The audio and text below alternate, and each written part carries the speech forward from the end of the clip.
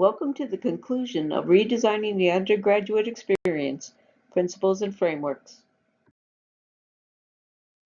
Rising tuition rates, excessive student debt, low student retention and graduation rates, and declining student enrollments have prompted many colleges and universities to make budget cuts, eliminating majors, departments, and positions. Often these decisions are made without addressing the underlying reasons behind these crises. Campus leaders often make their decisions focused on lag indicators such as admissions and enrollment rates, tuition discounting rates, first-year student attrition rates, four-year student persistence rates, time to degree completion rates, student and alumni satisfaction scores, and job and graduate placement rates. These lag indicators measure the results or outcomes of past actions. They tell you what has already happened. However, they do not focus on the behaviors and institutional policies, practices, and strategies that led to these results. This series, Redesigning the Undergraduate Experience, Principles and Frameworks, focused on providing faculty, staff, and administrators a fundamental understanding of the practices that can exert a powerful influence on students' intellectual, social, and emotional development. In session one of this series, I referenced Chickering's and Reiser's research in student development. They use the term educationally powerful environments to describe environments that promote positive student development. According to Chickering and Reiser, institutions of higher learning can create and sustain educationally powerful environments through rigorous planning and action. Characteristics of educationally powerful environments include establishing clear and specific institutional objectives, managing institutional size by providing students sufficient opportunities to participate in meaningful experiences and be involved and satisfied with campus life, promoting and supporting student-faculty interactions, offering a curriculum that is relevant and meaningful to students and offers diverse perspectives, creating a campus environment where the entire institution promotes and supports effective teaching, organizing student communities so that students feel a sense of belonging and community, organizing student development programs and services using educational goals to help students develop the knowledge, attitudes, and skills to be successful in college and in life, offering in-class and out-of-class experiences such as service learning programs and internships that are linked to classes to maximize learning, and recognizing the different backgrounds and needs of students and adapting and adjusting teaching and interactions to meet students' needs. To help institutions of higher learning create educationally powerful environments, Chickering, Gamson, and Barsai developed and published, with the support of the American Association for Higher Education, a series of inventories designed to help faculty members, departments, and colleges and universities examine individual behaviors and institutional policies and practices that are consistent with 7 principles for good practice in undergraduate education. These principles are anchored in decades of research about teaching, learning, and the college experience. In Session 1, I summarize the 7 principles for good practice as described in the special publication, 7 Principles for Good Practice in Undergraduate Education. These principles for good practice in undergraduate education include student-faculty contact is frequent, varied, and occurs in a variety of settings. Cooperation among students is encouraged. Active learning in courses and programs is encouraged. Instructors provide prompt feedback to students about their work. Instructors also emphasize time on task. The entire institution communicates high expectations, and the entire institution respects diverse talents and ways of learning. In Session 2, I share examples of some of the principles for good practice in undergraduate education that are included in the institutional and faculty inventories. The institutional inventory can be used to help campus leaders assess the institution's policies, practices, institutional norms, and expectations that support good practice in 6 key areas.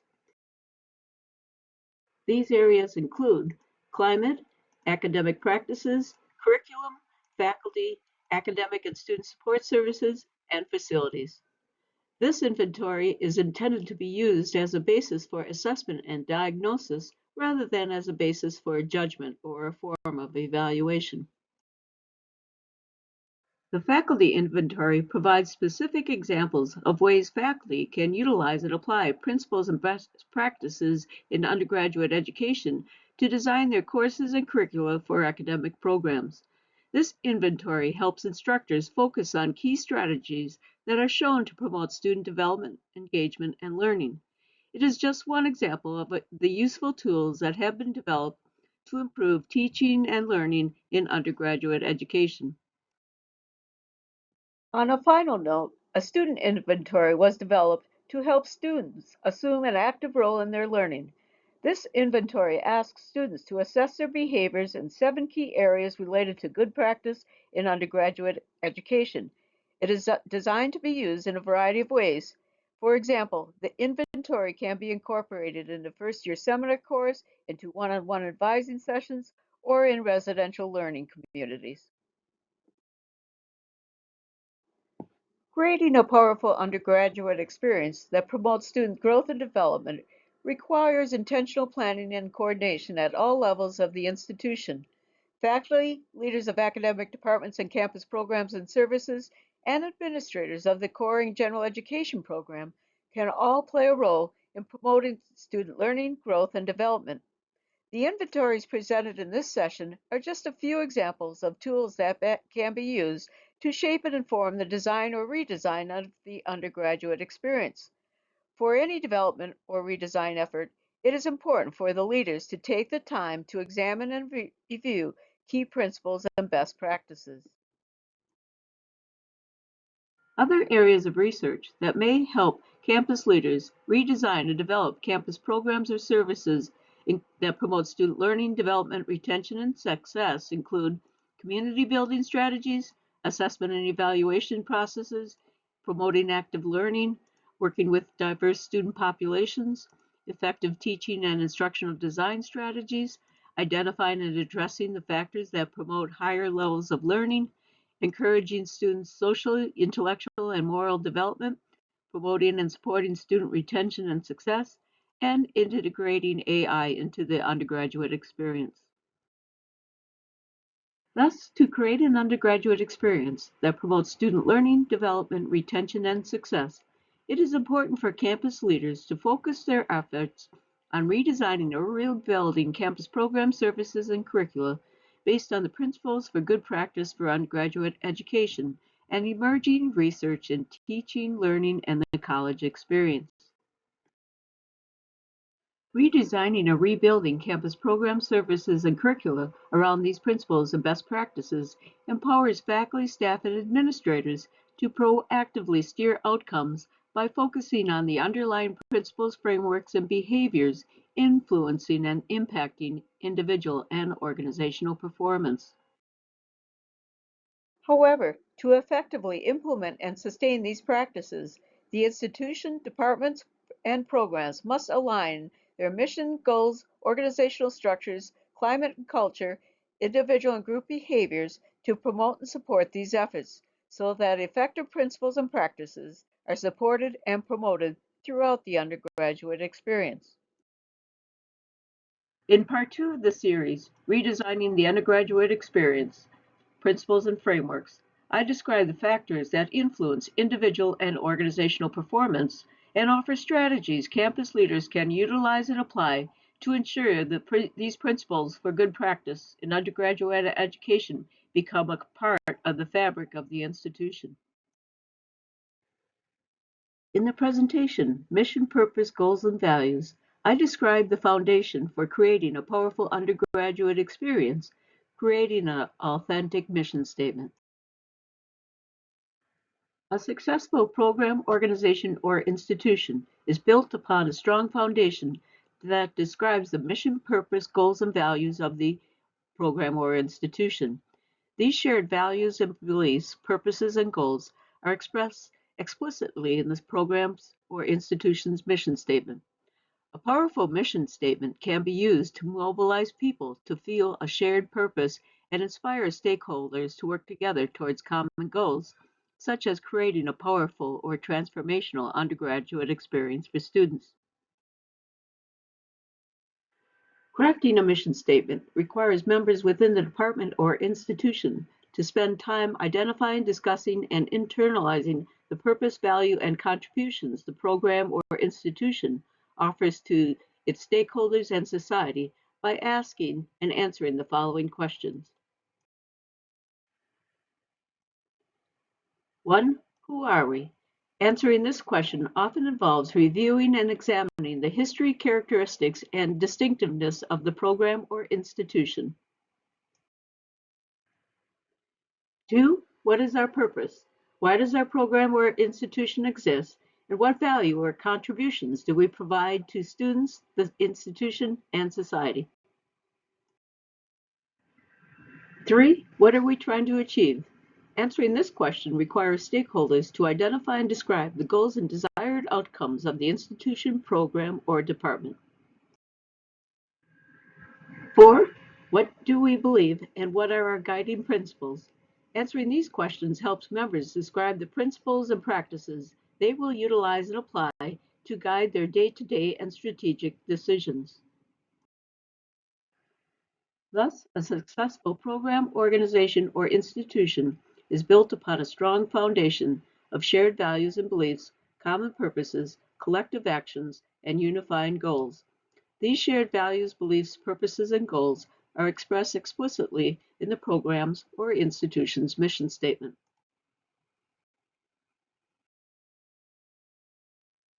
However, these values, purposes, and goals cannot be lived and achieved unless the organizational structures and systems that are in place are aligned with the mission and goals of the institution or program and are effective at organizing, guiding, coordinating, communicating, and facilitating institutional and program activities to promote and support individual and organizational performance. In the sessions, Organizational Structures and Systems, I describe the organizational structures and systems that influence individual, department, and organizational performance, and ultimately the fulfillment of the institution or department's mission and goals. These organizational structures incorporate the administrative, governance, and curricular structures that are in place to organize the planning and decision-making of the department or institution. Colleges and universities create a variety of organizational structures to address the needs and challenges of students and to create a coherent and meaningful undergraduate experience for students. One approach to organizing and building organizational structures and systems is to think of the student experience as a cluster of necessary functions. Schlossberg, Lynch, and Chickering propose viewing these clusters to include entering services, supporting services, and culminating services.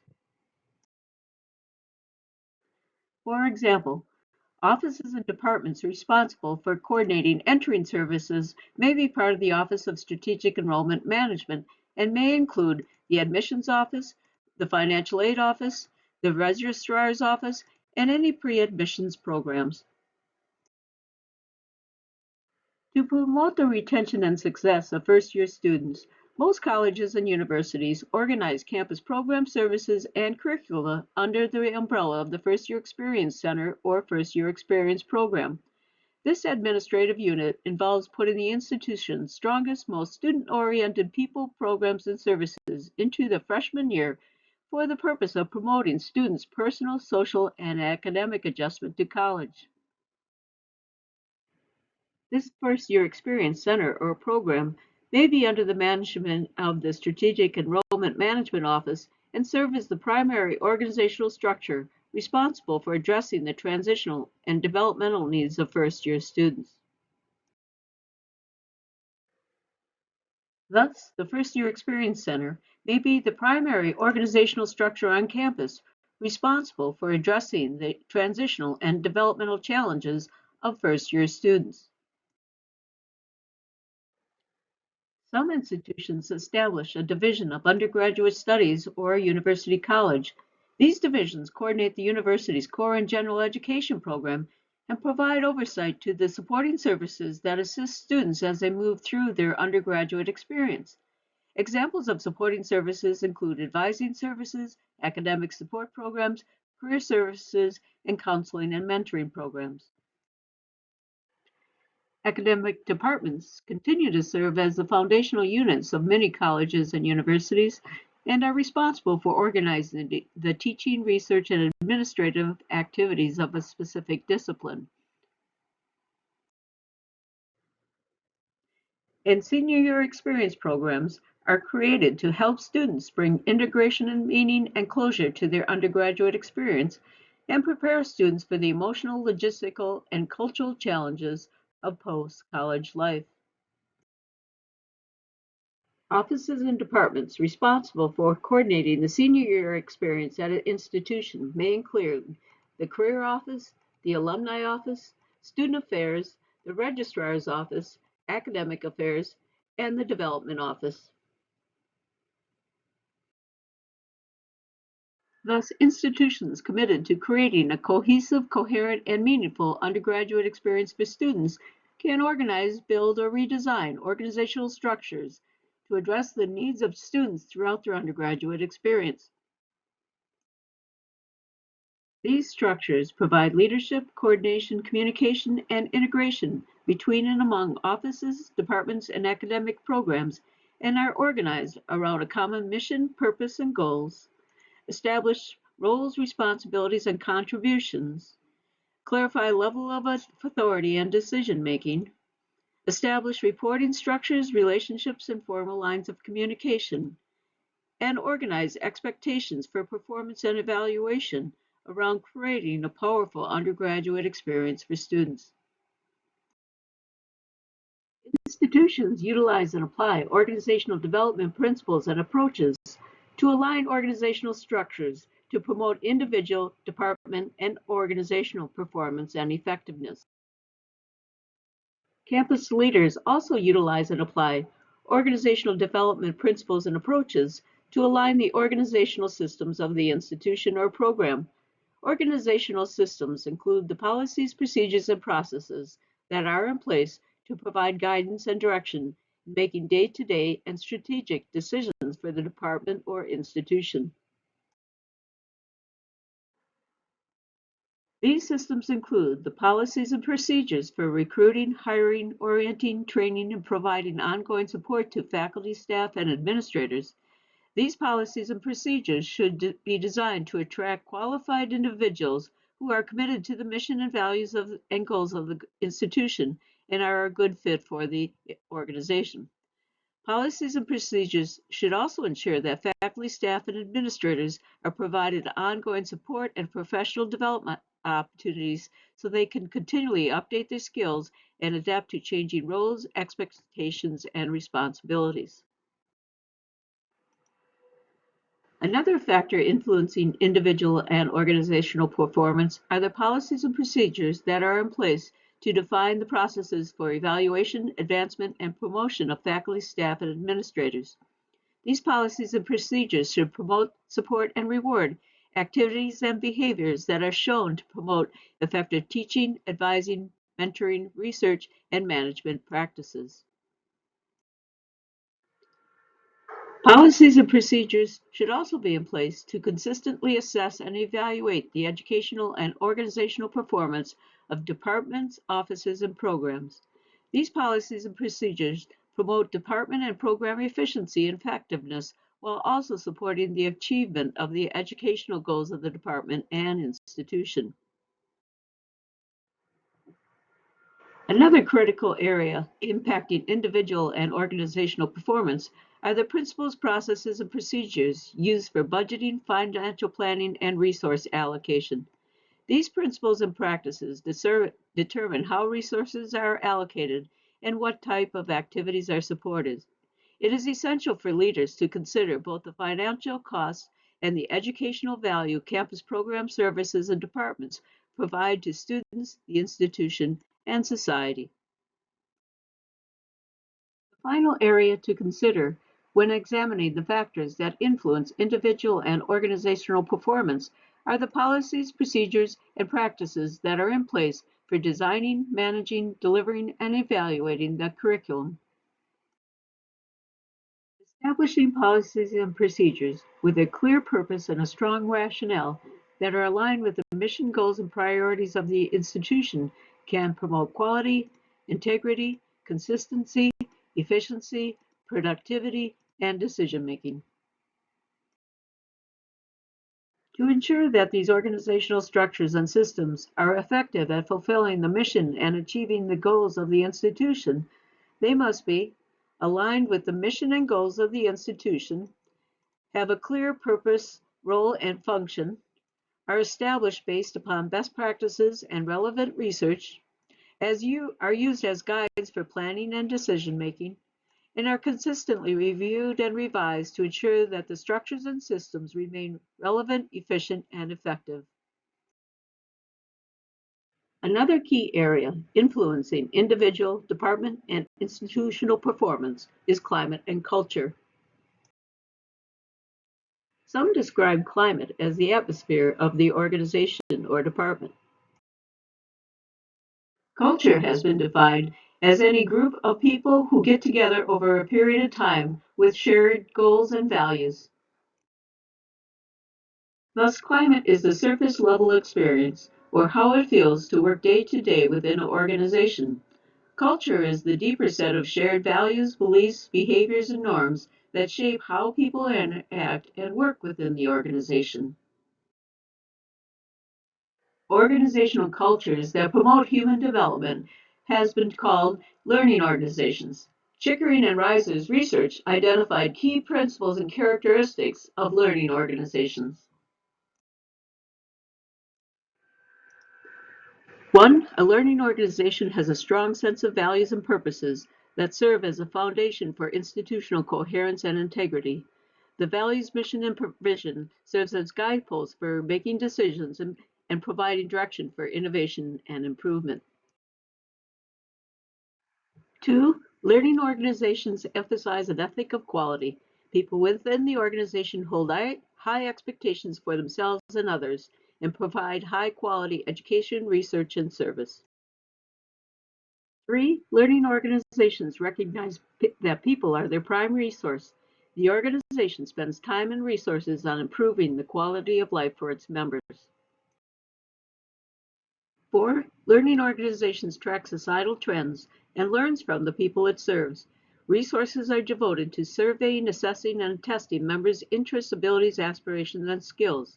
This information is used in the planning and development of programs, services, and interventions.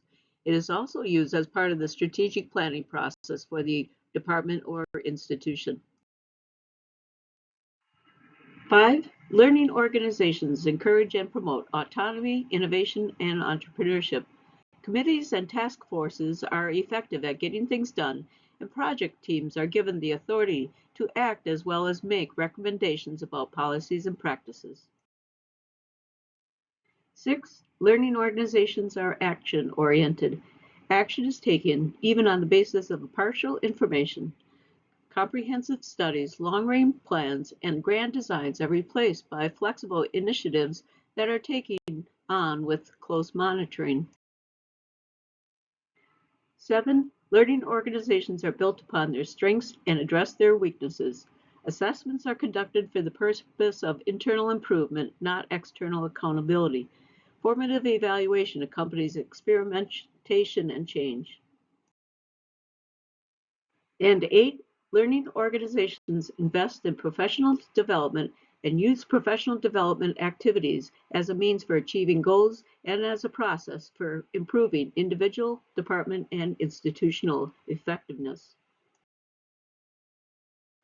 Thus, the culture of an organization can influence individual and organizational performance.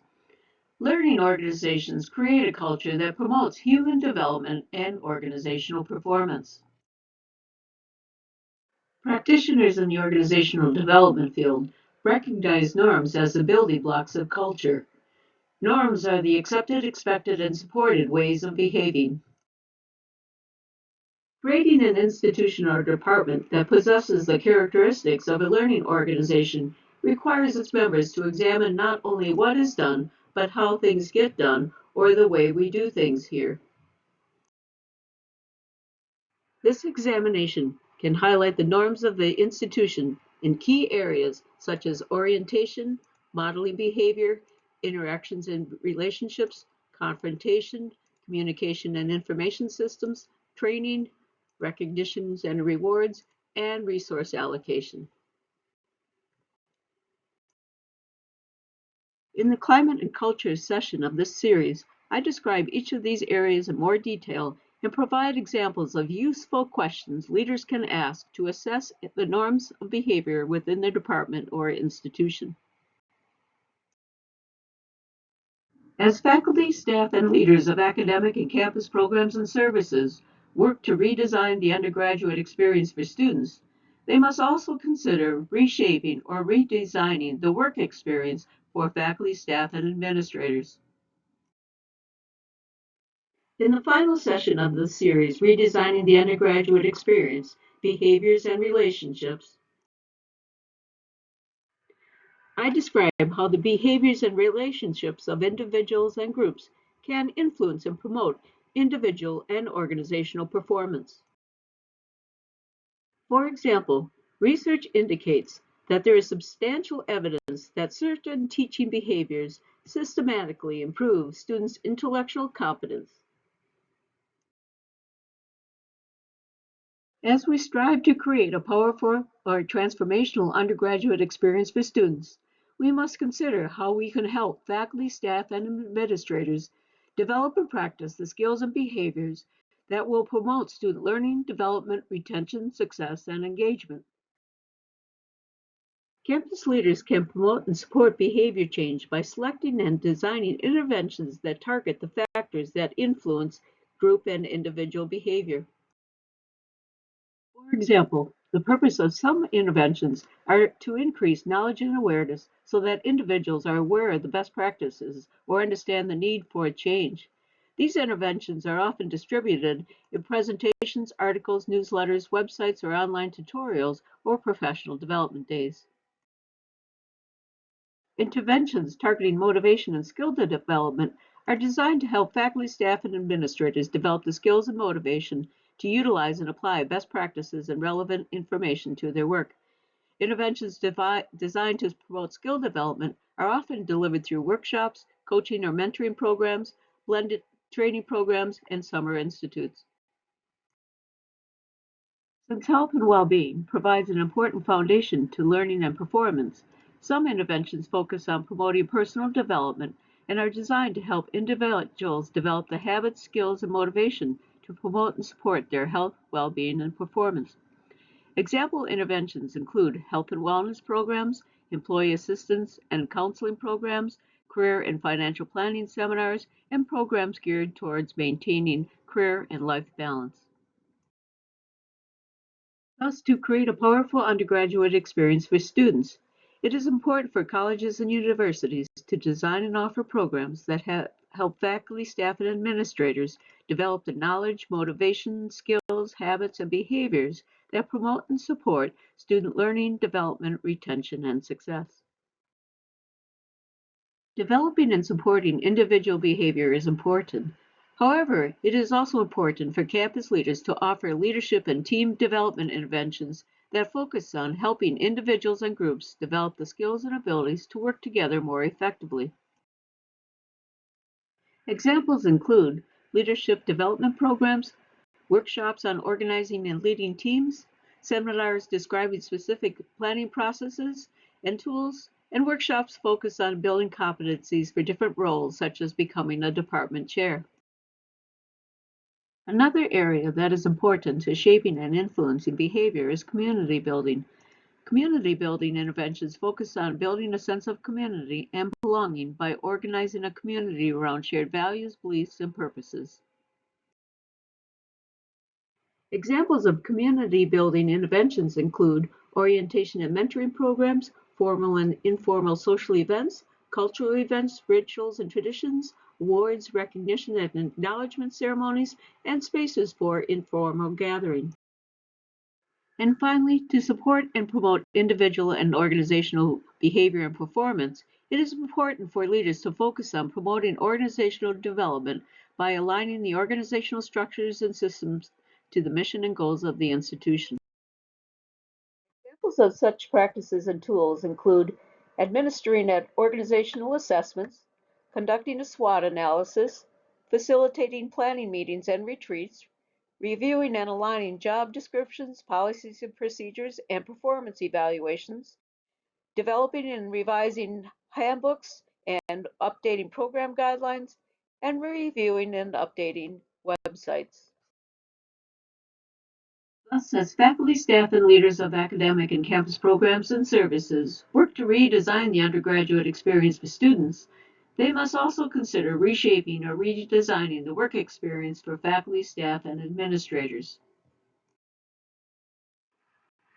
I hope you enjoyed the series, Redesigning the Undergraduate Experience, Principles and Frameworks.